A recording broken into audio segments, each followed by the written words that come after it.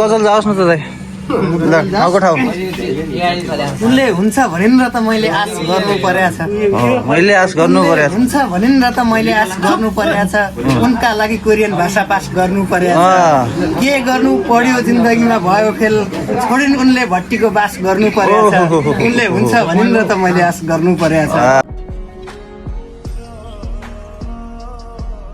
दर्शकहरूको एकदम भिडभाड छ यता किन बस्ने ठाउँ नभएर बाहिरबाट नि हेर्दैछ उता उता उता। अर्को नेताज्यू भाषण हान्दै हुनुहुन्छ। हामी अहिले हारेछौँ हामीले आज हाम्रो प्रचन्न सरको मेन मान्छे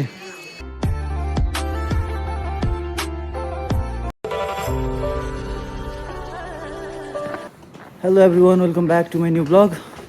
साथीहरू आज हामी जाँदैछौँ इक्जाम दिन है। हामी यहाँ उल्सनको थक्सिन भन्ने ठाउँमा छौँ र हाम्रो इक्जाम सेन्टर छ यहाँबाट 2टा बस चेन्ज गरेर जानुपर्छ। ठाउँको नाम हो हानुरी भन्ने ठाउँमा। अनि हाम्रो यो कोरियन भाषाको इक्जाम हो। कम्पनीले चाहिँ तिमीहरूले इक्जाम जसै दिनुपर्छ भनेर भन्यो। त्यही भएर हामी अहिले चाहिँ हरि र म जाँदैछौँ उताबाट बस स्ट्यान्डमा। केटाहरू छन् 16-17 जना। आज एउटा बस नै भरिएला जस्तो छ। दिनैपर्छ भन्ने आदेश आयो। माथिको आदेश पालना गर्नै पर्यो। भाषा सासा जिरो छ अहिलेसम्म। कोरिया आएको 5-6 महिना भइसक्यो।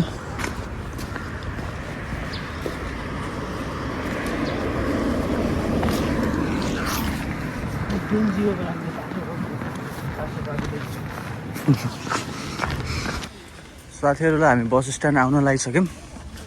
आज दिन चाहिँ घमाइलो छ। जाम खुल्यो।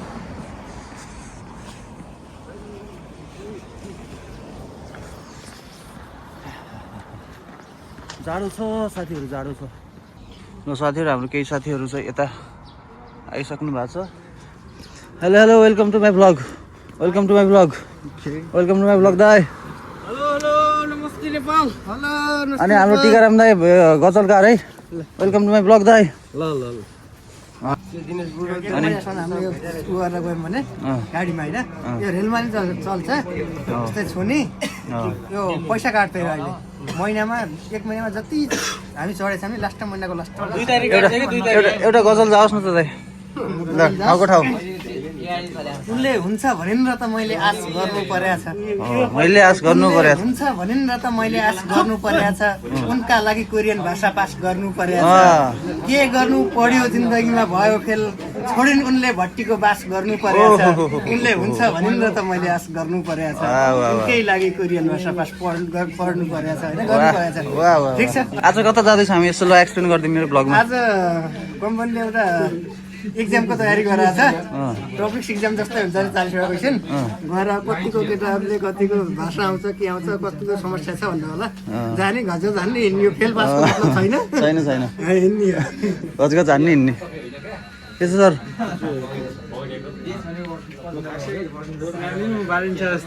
हो बोल्न नजान्ने काम चाहिँ गर्ने होइन।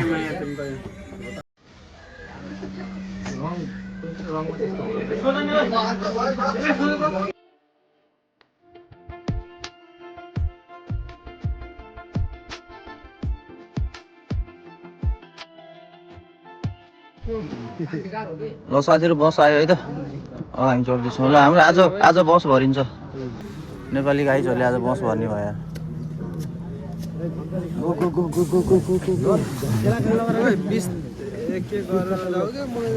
ल है ल अगाडि बढाएको लास्टै बस्या त्यही त भने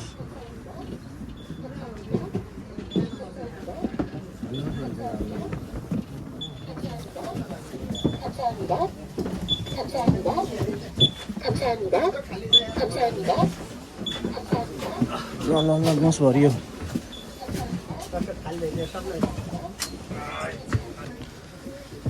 खाली रहेछ सबैलाई भइगयो त्यति दौडा दौड गरेर केटाहरू।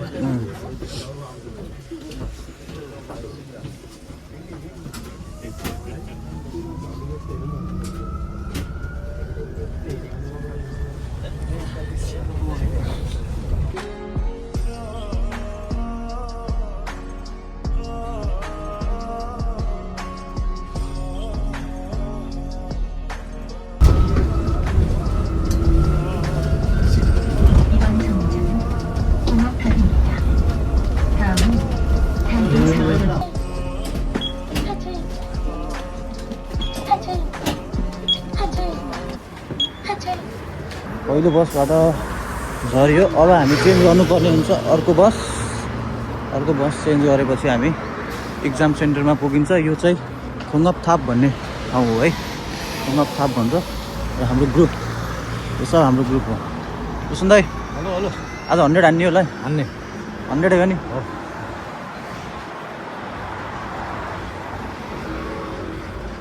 ल यो बस स्ट्यान्डमा हामी वेट गर्नुपर्ने हुन्छ केही समय।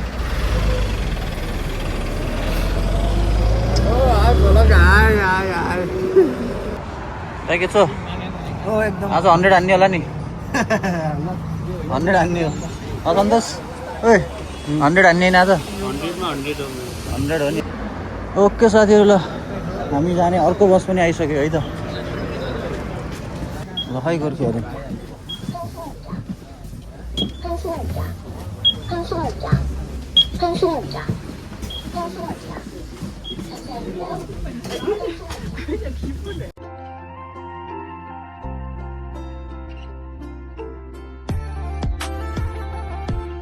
है त साथीहरू, झर्ने बेला आयो।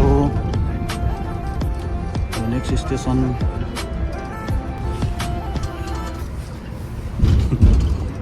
ठिक छ नि? ठिक छ, स्टेसन आयो अब होइन। तर एक्जाम दिने फर्किने रमाइलो गर्दै बेलुका जाने गर्न त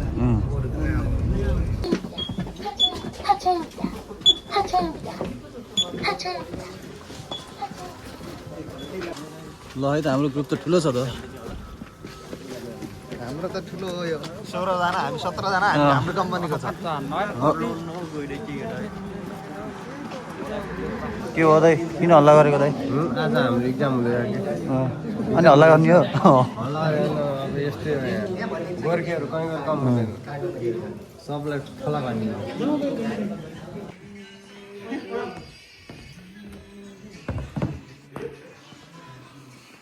हाम्रो फेरि अर्गनाइजर है यता आजको कार्यक्रमको अर्गनाइजर। दर्शकहरूको एकदम भिडभाड छ यता किन बस्ने ठाउँ नभएर बाहिरबाट नि हेर्दैछ उता उता उता।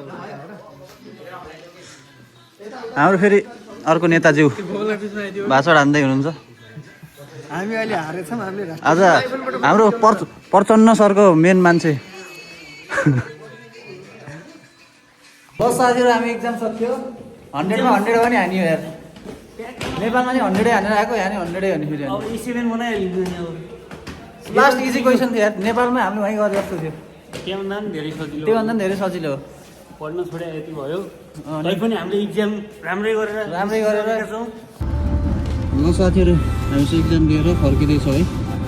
बस ट्याक्क आइहाल्यो, वेट गर्नु परेन। यो चाहिँ उल्सान ब्रिजमा छ अहिले हामी चाहिँ। केटाहरू सब अगाडि छन्, म चाहिँ पछाडि एक्लै छु।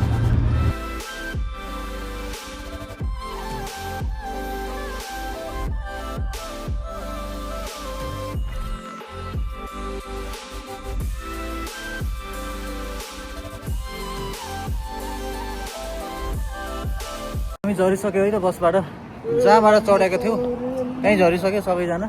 जानुहुन्छ मेरो ब्लगमा? ए ठिक के छ 2-4 शब्द राखिदिनुहोस् ल। यो मेरो भाइको चाहिँ युट्युब च्यानल हो, यसलाई चाहिँ एकदम सब्सक्राइब गर्नु होला, सेयर गर्नु होला, कमेन्ट गर्नु होला, लाइक गर्नु होला। यसले चाहिँ यहाँको जो शिव कोरिया उल्सान वरपरको सम्पूर्ण भ्यूहरू, यहाँको वातावरण यताउता सबै चाहिँ अपडेट गराइराख्छ अहिले। ओके, एकदम एक्टिभ छ। Thank you. ल ल केही छ भन्ने कुरा? एउटा गजल जाओस् न त यार।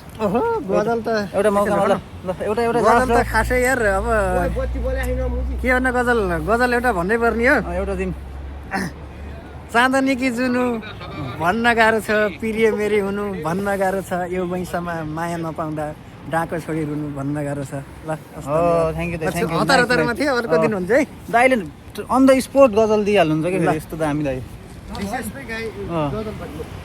ओके गाइज, ल आजको लागि ब्लग यहीँ सकिन्छ। अब हल्का एडिट गर्छु। अब चाहिँ हाम्रो विकली 1 ब्लग, ल आउँछ हप्ताको एउटा ब्लग आउँछ। सजेसन दिनु पर्यो है। ओके ल, थ्याङ्क यू गाइज, बाई।